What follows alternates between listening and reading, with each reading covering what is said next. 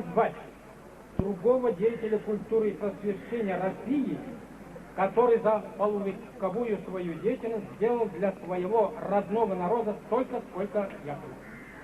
Еще до поступления в Симбирскую гимназию он поставил перед собой великую цель – дать возможность чувашскому народу читать и писать на родном языке и приобщить его к русской и мировой культуре.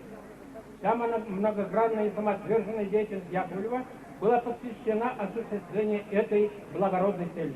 Первые же годы учебы в Казанском университете Иван Яковлевич при содействии ученых Турколова и участия своих друзей составил новый чувашский алфавит, максимально приблизив его к русскому. Начиная с 1872 года Яковлев приступил к изданию букварей. Было выпущено более 30 изданий. Спасибо.